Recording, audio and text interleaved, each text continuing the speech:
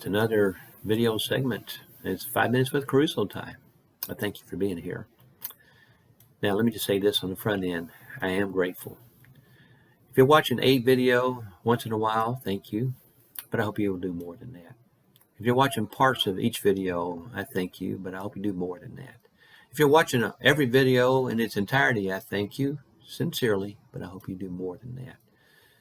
Because, see, we're on a journey to be a follower of Jesus, to hear what Jesus says about that. These videos are guides into Matthew.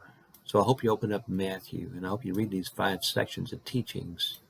I hope you spend time with Jesus there, and that you learn to live out what he teaches.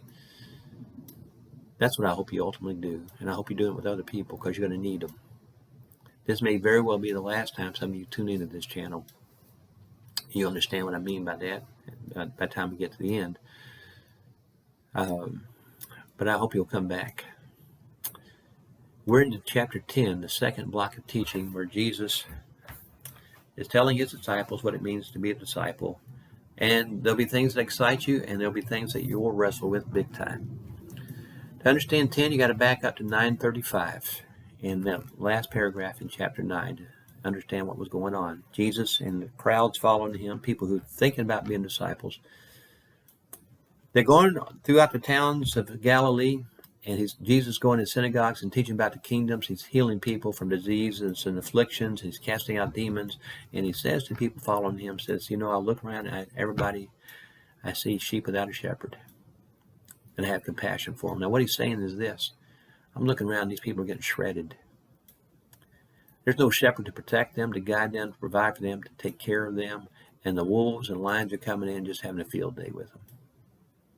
And he tells the people follow him, you need to pray that God will send people out here to save these folks. So if you're going to be a disciple of Jesus, you got to have that same kind of mindset he has. You have to see the brokennesses of people and their shreddedness in their lives and the pain that they're going through. You have to see what's really going on.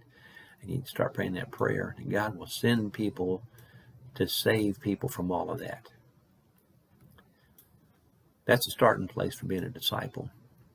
Now, he gets to chapter 10. Jesus does something that's nothing less than shocking. He calls 12 guys out. You see their names from Peter down to Judas. And he says, you're the first answer to the prayer.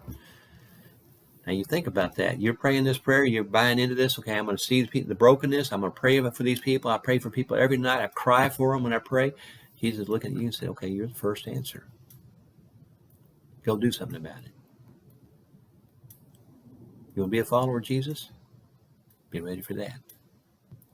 Now, Jesus sends those 12 guys out with power. He gives them power to cast out demons and to heal diseases and stuff that he's doing. And you think, those 12 guys ought to love that. Who's not going to sign up for that?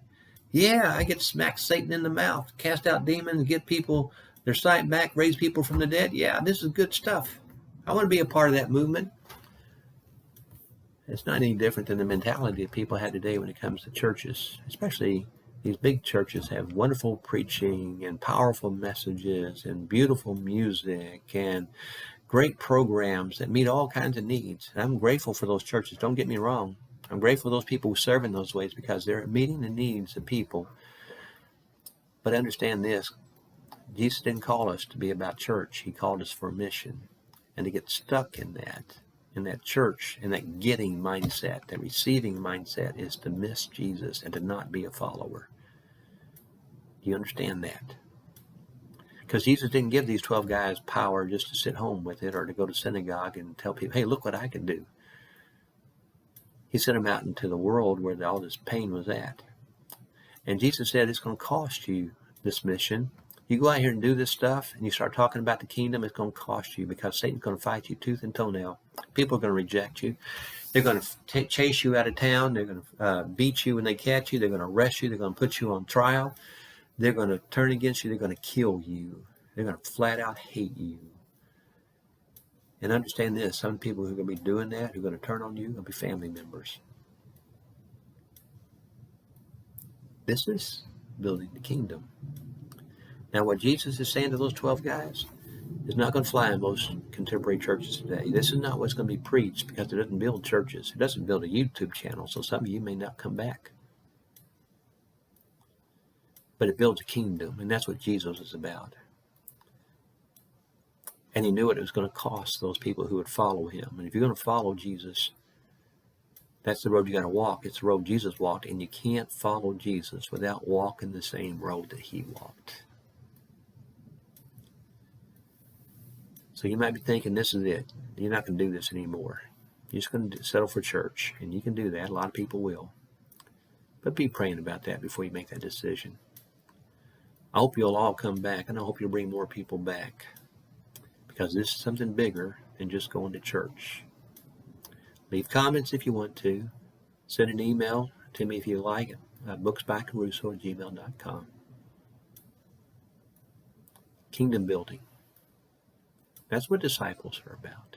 Are you ready to pay the price for the kingdom to grow?